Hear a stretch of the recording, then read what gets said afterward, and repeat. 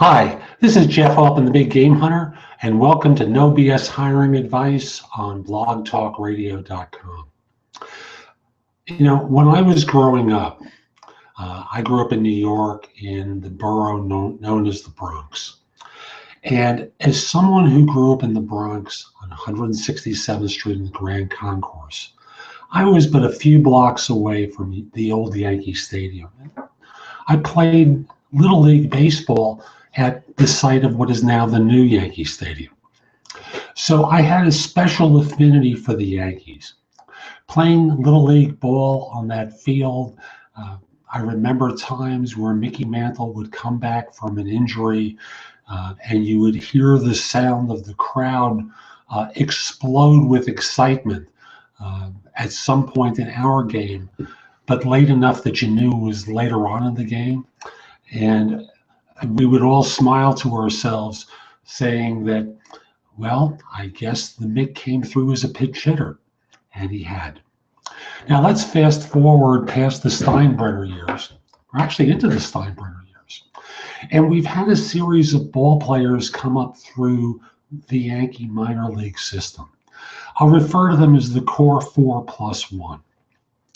And we're going to look at how the Yankees handled these ball players to hold them onto their team. And I think there are lessons that can be learned from what the Yankees did with, I'm going to start with the core 4, Andy Pettitte, Jorge Posada, Mariano Rivera, Derek Jeter, +1, Bernie Williams, to keep them on the team and valuable for as long as they did. So before I go into the details of the show, I just want to say that this episode is brought to you by two sponsors. The first one is consultingassignments.com, which is a site where you can find and fill consulting assignments, full-time consulting positions, temp to perm, and contract to hire opportunities anywhere in the world completely free. Posting a job, posting a resume is free. Searching jobs and resumes is also free, as is the ability to contact one another. The only thing the site charges for is if you want to feature a job or a resume. It is a whopping $10 for 30 days, with prices declining the more jobs that you pre-purchase. They get it down to, well, you'll find out if you go to the site. So again, consultingassignments.com. The second site is Audible. Now, if you go to audibletrial.com/thebiggamehunter and sign up for a 30-day trial of Audible, you'll be able to download a free book, a free audio book as part of the trial. And I know you like audio. You're listening to my podcast, right? So enjoy other things. Enjoy books through Audible, and specifically go to audibletrial.com/thebiggamehunter. So where I last left you, I was talking about the core 4 plus Bernie Williams. And I think there's some wonderful lessons about staff retention from their stories. Now, let me start off with Williams, who was a minor leaguer at the time that the Yankees had a center fielder named Roberto Kelly playing for the team. Now, Kelly was a good ball player for them in his early career, batted .270, .280 at a time when that was a good average. It was before the steroid era. And, you know, was playing well for them, adequate defensively. And the Yankees saw something in Williams. They thought he might be able to become that kind of a hitter as well, but they also saw that he was a better defensive player. So what the Yankees did is trade Kelly as part of a deal where they got Paul O'Neill, who became a staple in right field, and promoted Bernie Williams to center. Now, the lesson here is the importance of making room for talent in an organization. Now, I'm a baby boomer. I'm in my 60s now. Yet I look at so many of my generation blocking the path of people who are coming up the ranks. They're not training or coaching them, and we'll get to that a little bit later in the Yankee story. And they're holding down a job, and they're doing well. but there's no mentoring going on. There's no space being made for the young to enter the workforce. The Yankees made space. They got something good from making the trade, but they made space for a young ball player. Where can you be making space? Where can you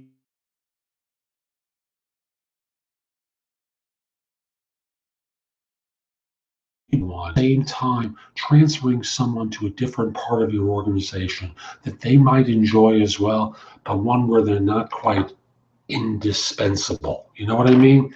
That role that they've done for the last 10, 15, 5 years, that they do very well.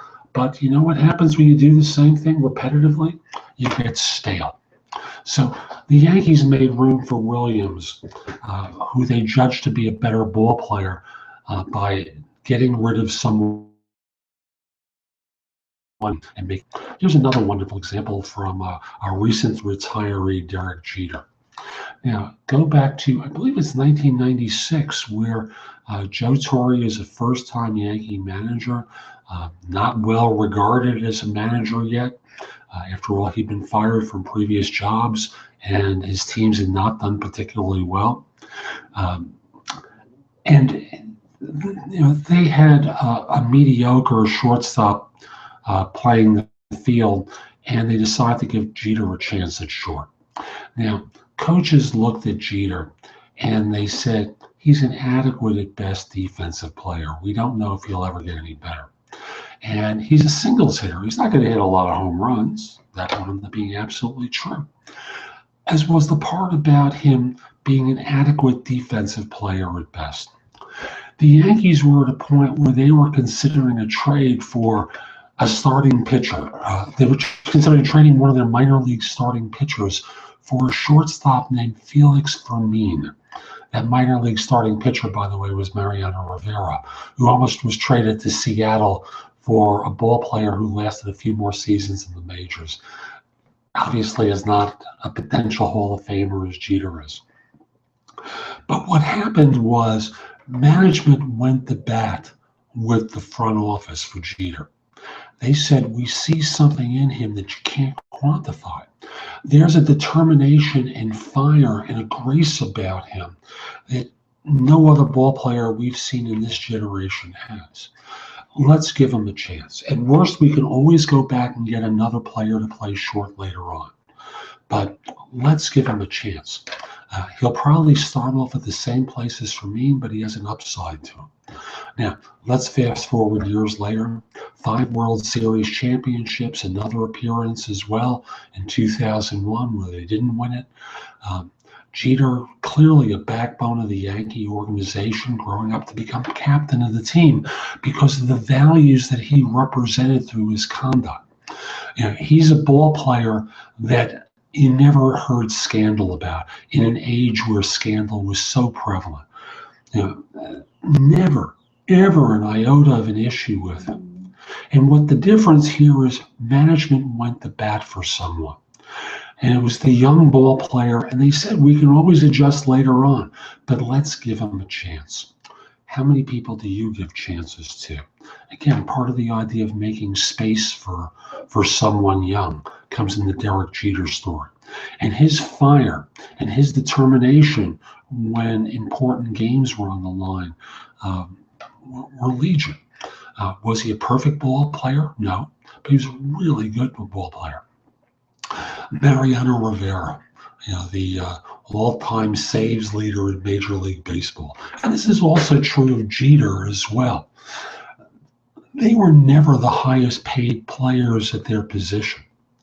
But through the treatment that they received by management, they engendered loyalty, or management fostered loyalty in these players. So at the time that Alex Rodriguez signed the $25 million deal with Texas, Jeter went to management and he said very simply, I want to be paid fairly given the market. I'm not asking for the most money. I'm asking to be paid fairly. It's time to increase my salary. How many of you ordinarily would do that for people? Where someone goes to you without a gun put to your head and increase their salary? to market rate? Very unlikely. In Rivera's case, the best closer in the history of the game never was paid the most dollars for his position. He was always treated top of the line, but he loved being a Yankee, so the Yankees treated him in a particular way that allowed him to be compensated well. He'll be coming back just like he did this year to spring training, just like I'm sure Jeter will, and Pettit, and all the rest of them will. But when all is said and done, two beloved figures in the organization treated well, not at the highest rate, but compensated fairly. How many of you do that? How many of you force your employees to go out and change jobs and then suddenly rush back and go, oh, we'll give you a counter offer. Don't do it, don't do it. Why aren't you proactive? Because you have policies. The policies are wrong. Change the policies. Do things differently, and suddenly you have loyal employees. Posada, when he came to the Yankees, was a minor league ball player. The first level catcher was the man who eventually became manager of the team, Joe Girardi. And Joe functioned as a coach mentor for Posada in his first, his initial season with the Yankees, and helped Posada become from an atrocious defensive player to a marginally adequate one on the team, and it was always a very good hitter for his position. How many of you have coaches and mentors for your young talent to teach them the rules of the road, to mentor them and help support them getting ahead, integrate them into your organization? Like when you have new hires, do you have mentors assigned to them that they can puppy dog with, or are they just left to figure it out on their own? Now, you can do it that way like you always have, but lo and behold, when you take a young person and mentor them, when you take a veteran employee and mentor them into the ways that your organization operates, a lot of good comes from it. Here's the final example I'll give you. Andy Pettit. Pettit, Yankee through and through, but there was a stage in life where he said, I want to be home with the kids. So he left the pitch in Houston with Roger Clemens, another Yankee pitcher.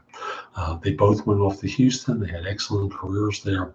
But there was a point where Pettit's kids were more grown, and he decided that if he was going to keep pitching, he wanted to pitch for the Yankees.